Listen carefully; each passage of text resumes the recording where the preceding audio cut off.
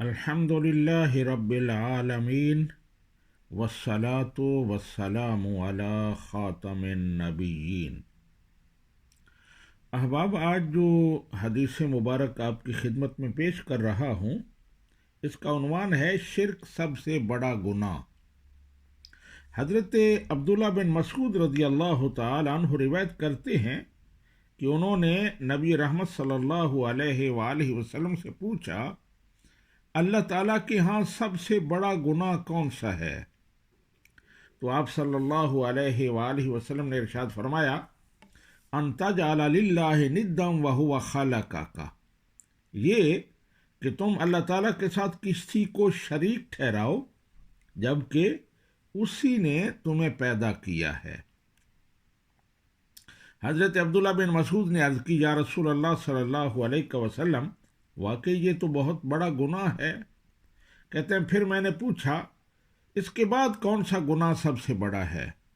تو آپ نے ارشاد فرمایا، ان تقتل ولدک مخافۃ ان یطعم معک، یہ کہ تم اس ڈر سے اپنے بچے کو قتل کرو کہ وہ تمہارے ساتھ کھائے گا۔ کہتے میں نے پوچھا پھر کون سا؟ تو آپ صلی اللہ علیہ وآلہ وسلم نے ارشاد فرمایا، ان تزانی حلیلۃ جارک، یہ کہ تم اپنے پڑوسی کی بیوی کے ساتھ زنا کرو۔ یہ مسلم شریف کی حدیث ہے اور اس کا نمبر ہے 86۔ شرک کا معنی یہ ہے کہ اللہ تعالیٰ کی ذات، صفات اور حقوق میں کسی دوسرے کو شریک ٹھہرایا جائے۔ ذات میں شریک ٹھہرانے کا مطلب یہ ہے کہ ایک سے زیادہ خدا مانے جائیں۔ حقوق میں شریک ٹھہرانے کا مطلب یہ ہے کہ اللہ تعالیٰ کے ساتھ خاص حقوق کو مخلوق کے اندر ثابت کیا جائے۔ مثلا یہ کہنا کہ جس طرح اللہ تعالیٰ عبادت کا مستحق ہے، اسی طرح کوئی اور بھی عبادت کا مستحق ہے۔